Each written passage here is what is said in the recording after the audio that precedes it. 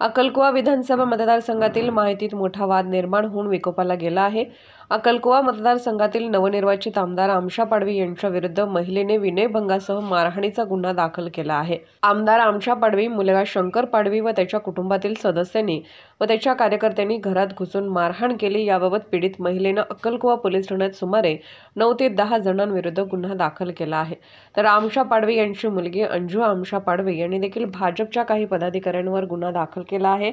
दोन्ही गटांनी परस्पर विरोधी गुन्हा दाखल केला असल्याची माहिती जिल्हा पोलीस अधीक्षक श्रवण दत्त यांनी दिली। अक्कलकुवा तालुक्यातील सोरापाडा येथे 2 गटात राजकीय वाद पेटला आहे। शिवसेनेचे नवनियुक्त आमदार आमशा पाडवी यांच्यावर महिलेने विनयभंगाने मारहाण केल्याचा आरोप करत तिथे अक्कलकुवा पोलीस ठाण्यात पोहोचली। सदर पीडित महिला आणि तिचा भाऊ भाजपाचे कार्यकर्ते आहेत। पीडित महिलेचा भाऊ भाजपा पंचायत समिती सदस्य आहे।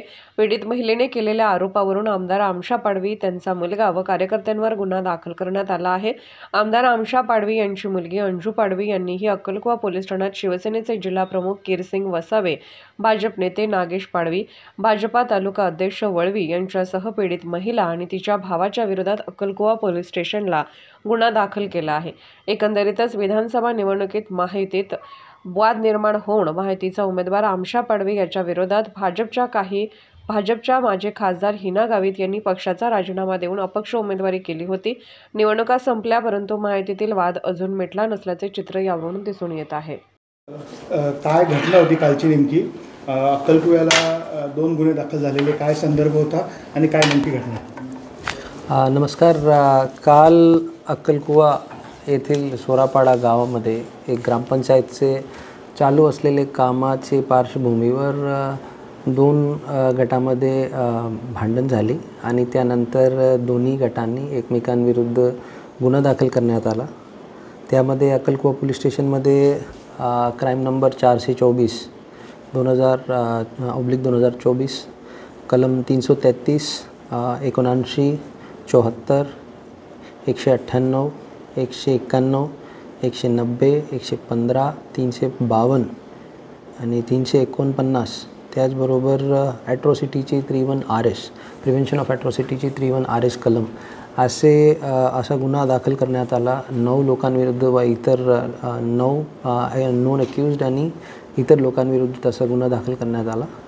त्यानंतर समोरचे जे गट होता त्यांनीसुद्धा त्यांची कंप्लेंटवरून FIR क्रमांक 425/2024 ही दाखल करण्यात आली। त्यामध्ये भारतीय न्याय संहिताचे कलम 74 79 115 पोट कलम 2 352 310 पोट कलम 5 कलम 50 त्याचबरोबर prevention of atrocity against SC/ST कायदा अंतर्गत 31 RS कलम अंतर्गत हा गुन्हा नोंदवण्यात आला। त्यामध्ये एकूण 12 आरोपी व इतर आरोपींविरुद्ध गुन्हा दाखल करण्यात आलेला आहे।